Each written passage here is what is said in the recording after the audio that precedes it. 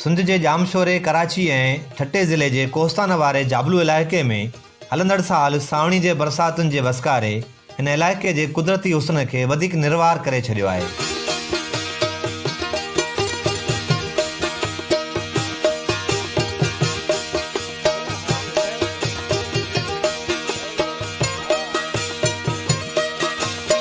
लाॻीतुनि बरसातुनि खां पोइ मुख़्तलिफ़ जबलनि खीरथर, कांबू, कारो, रोइस, सुंबक, सूरजाणू, होथियाणू, इरी, हिंदी, टिक्को, गॾोलड़ो, खोथार ऐं ॿियनि जबलनि तां मुख़्तलिफ़ नयूं ऐं डोरा वॾे चाड़ सां वही आया आहिनि।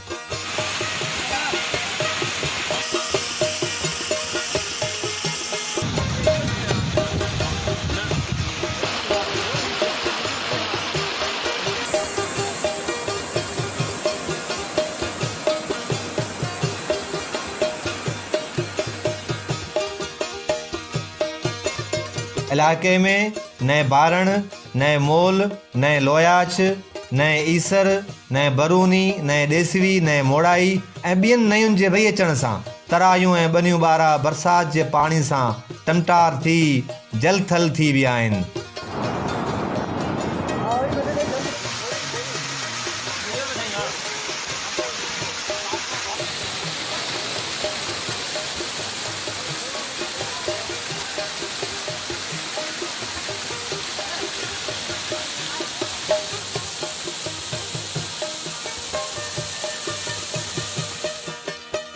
सरकार पारां मुख़्तलिफ़ जायुनि ते नंढा नंढा डेम ठाहिण खां पोइ उन्हनि जे आसपास पाणी जी ज़मीनी सतह में पिणु वाध थी आहे।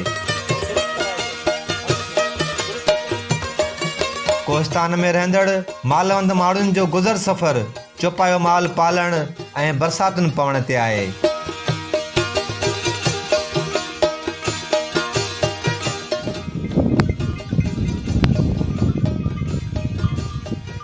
हिकु सर्वे मुताबिक़ हिन इलाइक़े में ॾुकार तमामु घणा आया आहिनि। इहो ई सबबु आहे जो कोस्तान जो माण्हू खाना बदोशीअ वारी ज़िंदगी गुज़ारण ते मजबूर आहे। ॾुकार पवण जी सूरत में अबाणा पड छॾे पंहिंजो क़ीमती चौपायो माल काहे सिंध जे बैराजी इलाइक़नि ॾांहुं लॾपलाण करे वञनि था।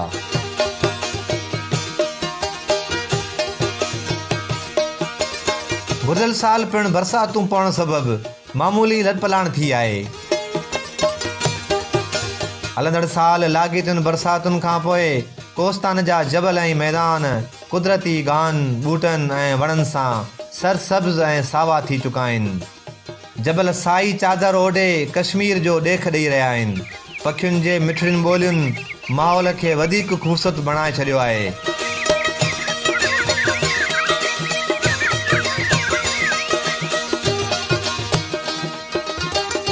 चौपायो माल रिढूं बकरियूं ऐं डगियूं कुदरती गाह ऐं ॿूटा खाई ख़ुशीअ मां ठेंग टिपा ॾींदे नज़र अचनि था।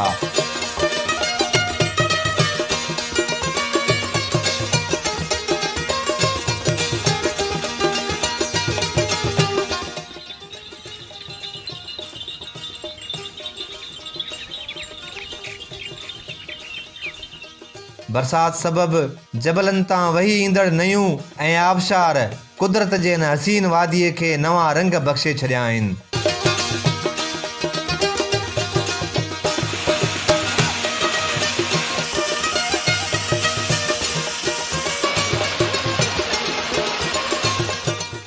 सोशल मीडिया जे हिन दौर में जॾहिं इहे नज़ारा हज़ारे माण्हुनि ताईं पहुता त केतिरनि माण्हुनि हसीन नज़ारा पसण लाइ जबलनि जो रुख़ कयो आहे।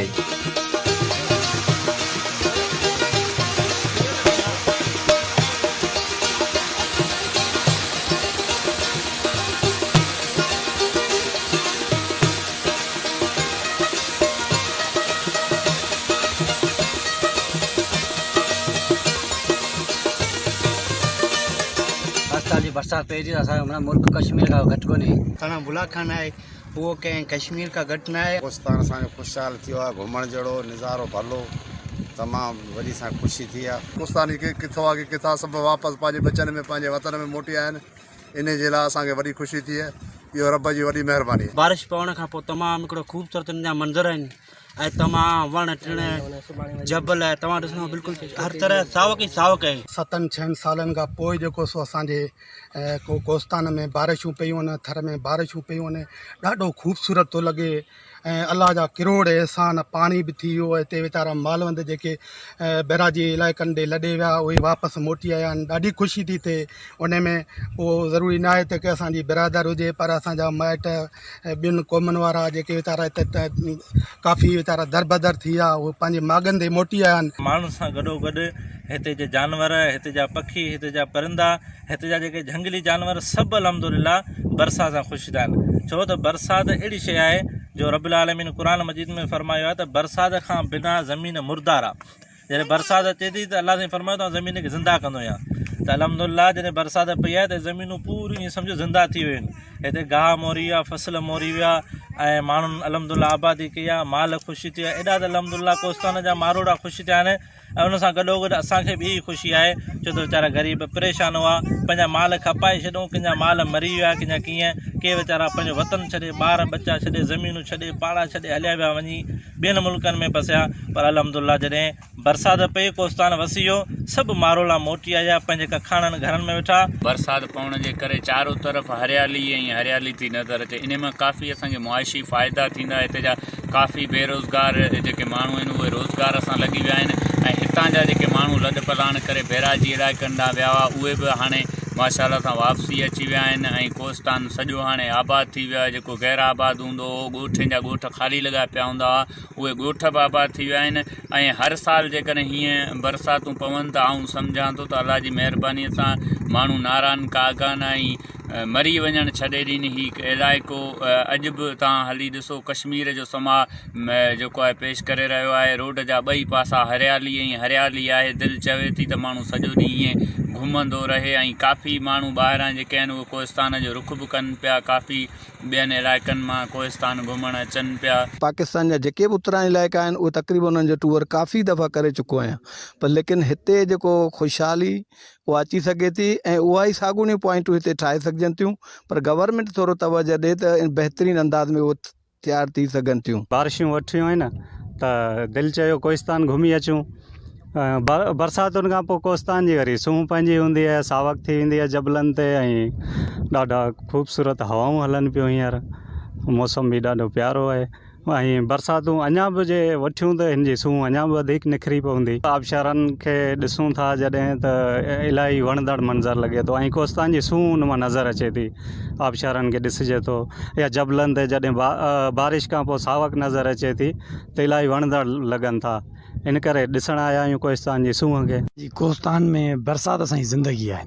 जीअं त हिन इलाइक़े जो जेको गुज़र ज़रिया माश आहे उहो आहे लायो स्टाक ऐं बारानी ज़मीनूं। जॾहिं बारानी ज़मीन ते बरसाति पए थी तॾहिं हिते जो माल मता ऐं माण्हू ख़ुशि थिए थो ऐं हिन माण्हुनि खे बरसाति जी एॾी सिक हूंदी आहे जो सालनि जो साल उन्हनि सिक खे सांढे रखंदा आहिनि ऐं हर जी हींअर बरसातूं ताज़ियूं पियूं आहिनि, माण्हुनि जा चहिरा निकिरी पिया आहिनि ऐं हुअण त ईअं खपे अञा बि वधीक बरसातूं खपनि इन मिक़दार में जंहिं मिक़दार में हिन ज़मीन जो हिननि माण्हुनि जो ढहो थिए एतिरियूं कोन्हनि, पर अञा बि बस वरी बि अलाह जा शुक्र आहे जो हीउ ॾे वसी पियो आहे, तमामु सुठो वठो आहे।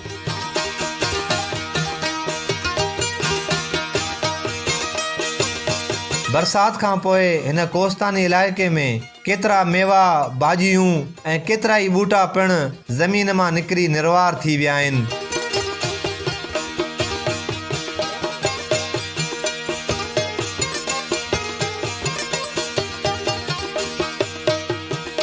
मैदानी ऐं जाबलू इलाइक़नि में खुंबियूं, जंहिंखे हितां जा माण्हू फुंगियूं चवनि, उन खां अलावा खटाली, चिबड़ ऐं कूरियूं, जिन खे हितां जा रहवासी वॾे शौक़ ऐं चाह सां न रुॻो खाइनि था पर पंहिंजनि प्यारनि खे तोहफ़े तौरु पिणु मोकिलीनि था। बरसाति खां पोइ ज़मीन मां फुटी पवंदड़ कुदरती मेवनि ऐं